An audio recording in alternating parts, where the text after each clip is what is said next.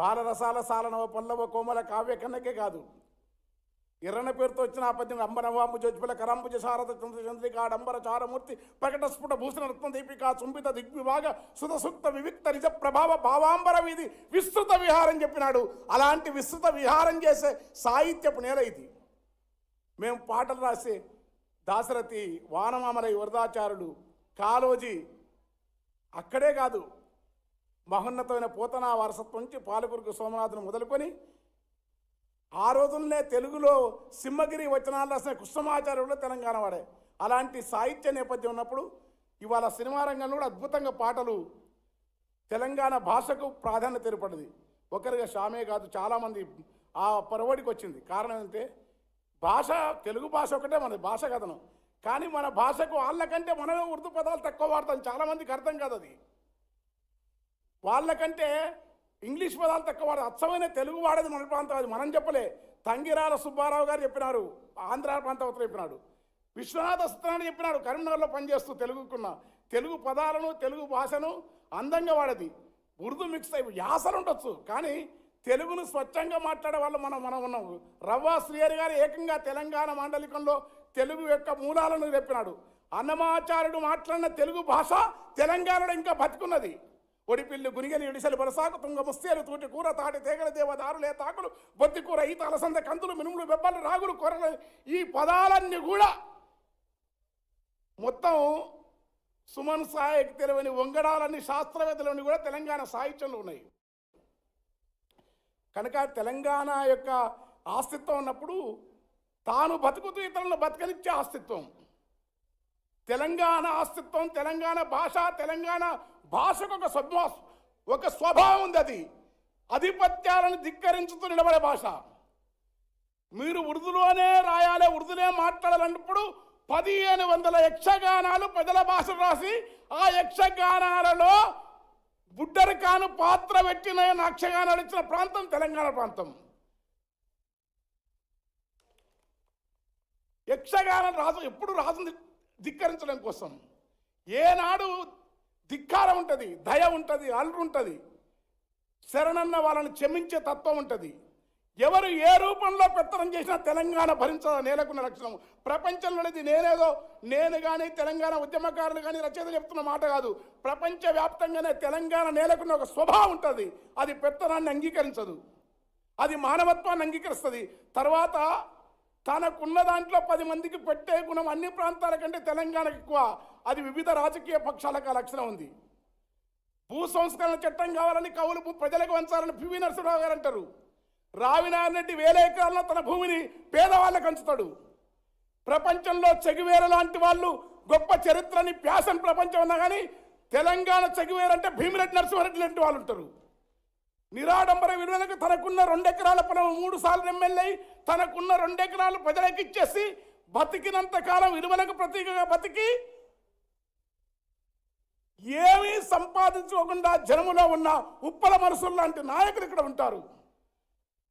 6 సార్లు ఆర్థిక మంత్రిగా, ఎక్సైజ్ శాఖ మంత్రిగా పనిచేసిన ఎక్కడ రూపాయి ముట్టకుండా సాక్షాత్తు ఎన్టీ రామారావు చేతనే నమస్కారాలు పొందిన మహేంద్రనాథ్ లాంటి నాయకులు ఉంటారు ఇక్కడ. తెలంగాణ యొక్క ఆస్తిత్వం అది, తెలంగాణ స్వభావం అది, తెలంగాణ విలువ అది. ఒక ఈశ్వరి కానీ, ఒక భీమిరెడ్డి నరసింహారెడ్డి కానీ, ఒక ధిక్కారపు ఈ రకంగా పైగా ఏ కులాలు ఏ మతమైన అన్ని ప్రాంతాల్లో కులాలకు సంబంధించి ఉంటుంది. తెలంగాణ అంతా కులతత్వం తక్కువ. తెలంగాణలో కులాల పేరుతో రాజకీయాలు చేస్తారు నడవవు. ఇక్కడ విధానాల పేరుతో రాజకీయం చేస్తారు నడుస్తుంది తెలంగాణ. గుర్తుపెట్టుకోండి, తెలంగాణ మిగతా ప్రాంతాల్లో కులం ప్రాధాన్యత వహిస్తుంది, కానీ తెలంగాణలో కులం. అందుకే తెలంగాణ భాషకున్న లక్షణం అది. అందుకనే పూసిన పున్నం వెన్నెలమేనా తెలంగాణ వీణా వార్షిక చరిత్రల వెలుగొందిన గత వైభవాలకు. తప్పేదిరా,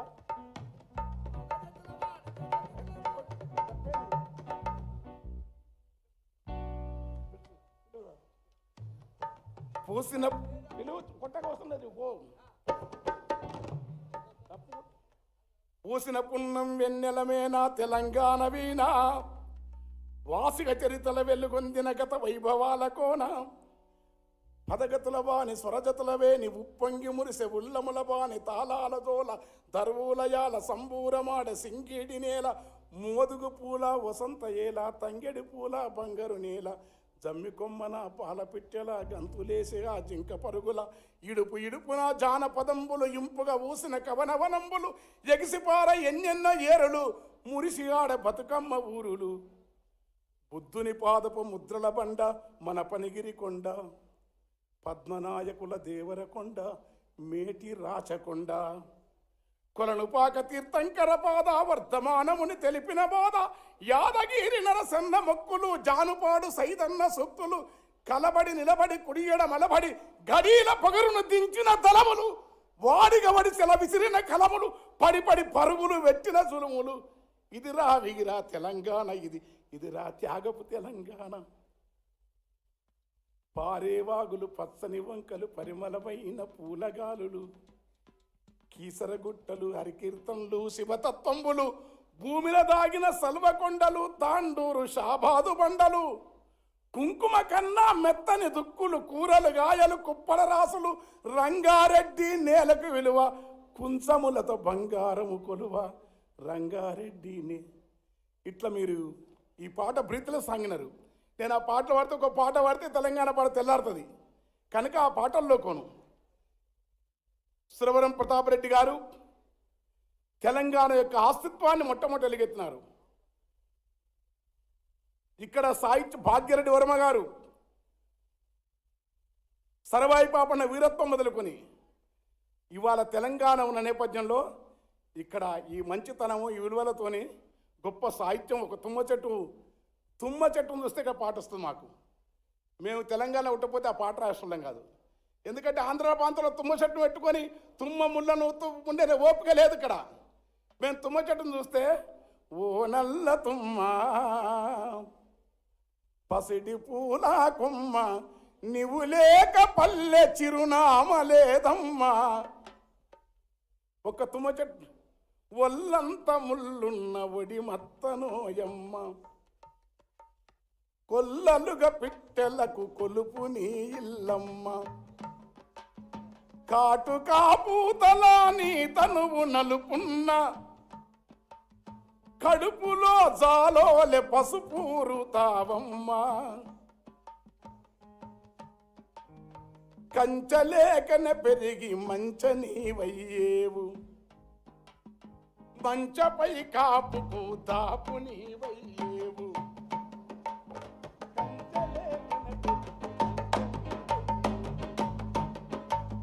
కంచలేకన పెరిగి మంచనీవయ్యేవు. సౌండ్ తక్కువ. మంచపై కాపుకు దాపు నీవయ్యేవు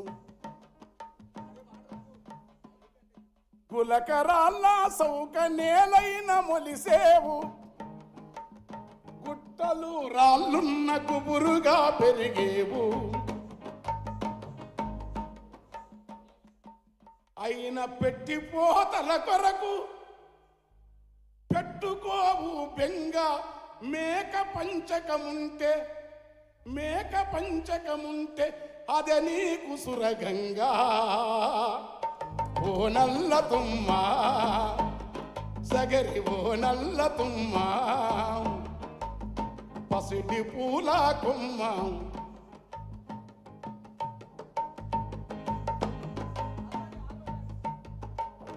పాలు మరిసిన మేక పాలు నీ పిందెలు కాళ్ళు గదిపిన నేల కాళ్ళు గది ఆయన బాగానే నీవే ఎక్కువ చెప్తున్నావు. కాళ్ళు గదిపిన లేత కాళ్ళకు అందెలు. ఇట్లా ఒక తుమ్మ చెట్టును చూస్తే పాటలు ఊడతాయి. ఇక్కడ రాస్తాం అంతే. మేము రాయడం అంటే మా గొప్పతనం కాదు. పలికెడిది భాగవతం పలికించడి వాడు రామభద్రుడట అని చెప్పినట్టు ఈ నేలకు లక్షణం పాటలంటే. ఒక్క సుక్క సత్య చదువురాదల్లా ఆడిపోతాడు. ఇక్కడ చెరివిరాల భాగయ్య ఆంధ్ర ప్రాంతంలో చింతామణి నాటకం రాకముందే తెలంగాణలో కాంచనమాల వేష నాటకంతో వేసినాడు.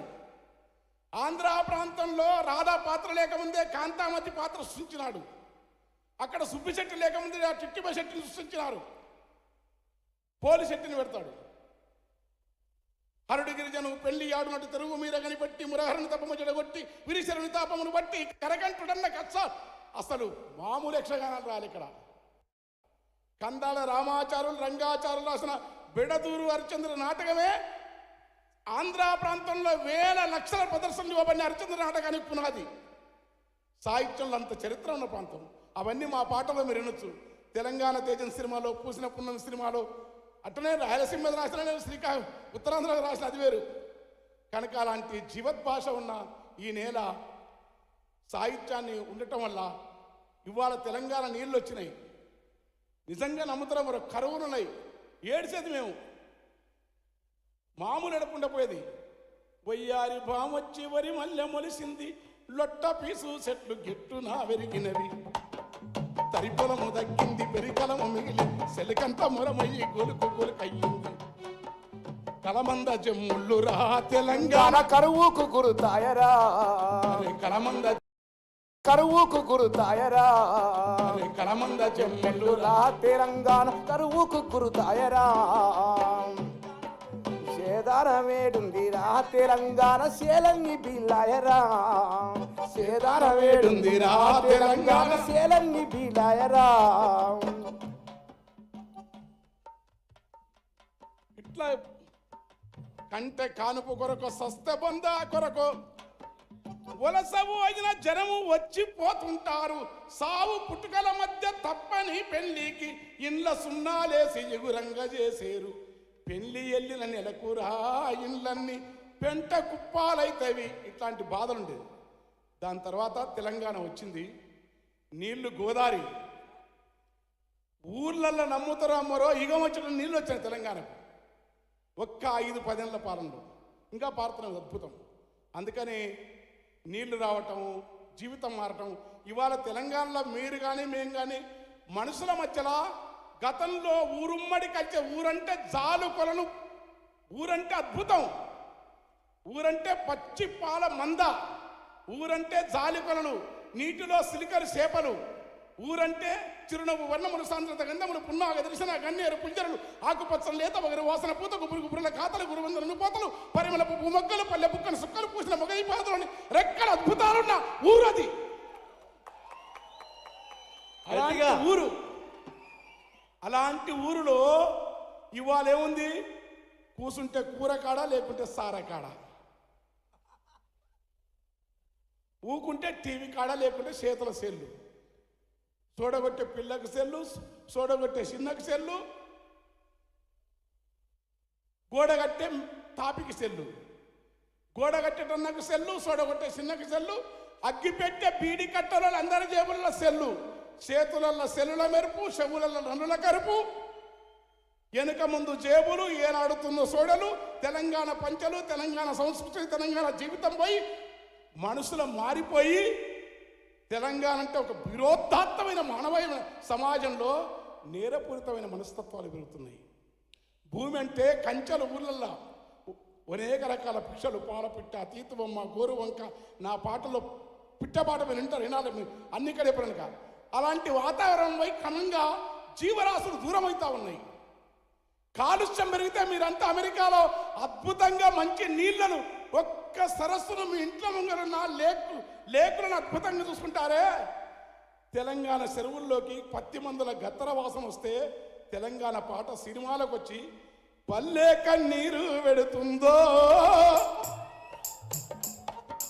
పల్లె కన్నీరు వెడుతుందో కనిపించని కుట్రలం, నా తల్లి బందీ అయిపోయిందో కనిపించని కుట్రలం, కన్నీరు వెడుతుందో కనిపించని కుట్రలం, నా తల్లి బందీ అయిపోయిందో కనిపించని కుట్రలం, తుమ్మన మాముల తుమ్మను వరుసను కమ్మరి కొనిన తుమ్ము వేరినది పెద్ద బారిష పొద్దు బారినది సాలెల మగ్గం సడుగు తిరిగి, సాలెల మగ్గం సడుగు తిరిగినై, మగ్గం సడుగు నా చేతి వృత్తుల చేతులిరిగినాయో నా పల్లెల్లోన రామస్వరాజ్యం గంగల వెలిసే నా పల్లెల్లోన, కన్నీరు వెడుతుందో కనిపించని కుట్రలం,